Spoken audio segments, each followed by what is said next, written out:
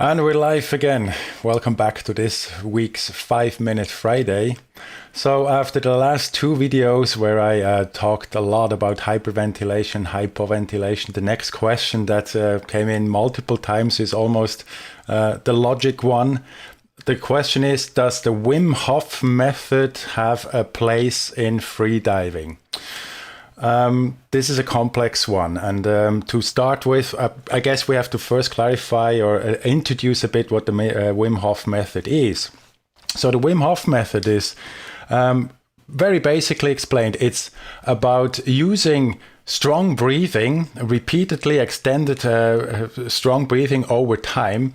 And then you can achieve, or what Wim Hof does is like he can walk in snow barefooted, he can sit in ice buckets and endure that, and so on. So all based on strong breathing.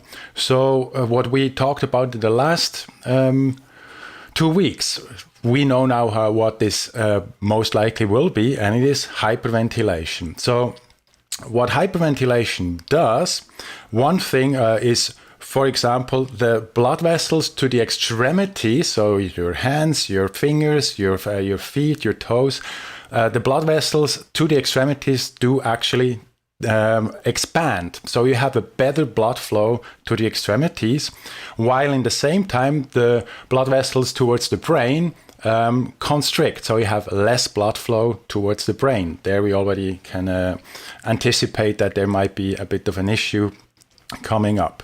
So why is this happening actually? So when you are hyperventilating, breathing harder than what you actually need in a given situation, you are doing one thing. You prepare your body, what is called going into the flight or fight situation. So the nervous system is literally programmed to do one of the two things. You anticipate the danger, or you detect the danger. So we're talking now where we come from as humans. And if you don't know, if you're not sure if you can handle this situation, by breathing hard, you're expanding the blood flow to the extremities, which enables you to better run or to fight whatever has triggered this reaction. So the nervous system goes into alarm situation. So with this better blood flow to the extremities, you can also endure cold better. So that also works when you are swimming in very cold water, for example, as long as you keep doing this breathing pattern, so this elevated breathing pattern. And there is where the problems begin. As we know from the last two videos now, that hyperventilation has its disadvantages. It can be to the point, it is possible to breathe for an extended time hard, that the blood flow to the brain gets reduced to the point that you have not enough supply of blood to the brain. Secondly, an effect kicks in which is called the Bohr effect.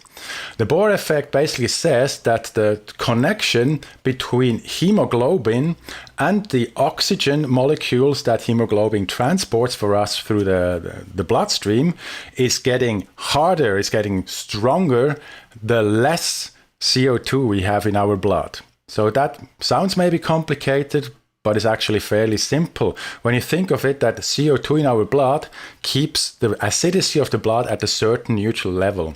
As you hyperventilate over time, the CO2 goes down, so there's less acidity in the bloodstream, which means the blood becomes more alkaline. This strengthens the bond between oxygen and CO2. You can think of it this way. Then that complex of CO2, of oxygen and hemoglobin goes to a muscle here in the finger, and the muscle says like, hey, I need an oxygen molecule, and the hemoglobin will go like, show me your CO2. Well, I don't have any CO2. Then the hemoglobin will go its merry way and say like, no CO2, no deal. So even though there is CO2 even though there is oxygen available in the bloodstream, it might not be delivered to the tissues that need the oxygen. And that becomes a problem when this happens in the brain. Because if that becomes too strong of a impact, that's where you will suffer from a blackout while breathing hard. So when strong breathing techniques, which may have their interesting features and results, like you can endure cold, they may have their purpose. When you get close to water, you should under no circumstances apply these breathing techniques. You definitely don't want to black out while swimming, or even worse, while diving as a free diver. So does that mean there's absolutely no way of applying the Wim Hof method in free diving? Maybe there is one. Many free divers, they actually have a practice of doing breathing exercises with the goal to strengthen your breathing muscles, with the goal to purposely hypoventilate. You know now what that is. If not, go back to last week's video. So there is actually a practice of doing strong breathing exercises for free divers for these reasons. They should never be done as a preparation for a breath hold. For a preparation for a breath hold, the best thing, the safest thing is normal ventilation, relaxation technique. Forget about the breathing.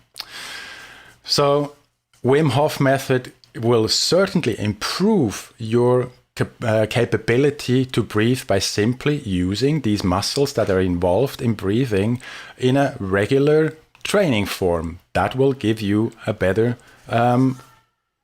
let's say potential of how much you can breathe. So for example, to draw the big last breath, the one full breath before you do a breath hold, that depends, for example, on the strengthening of your breathing muscles.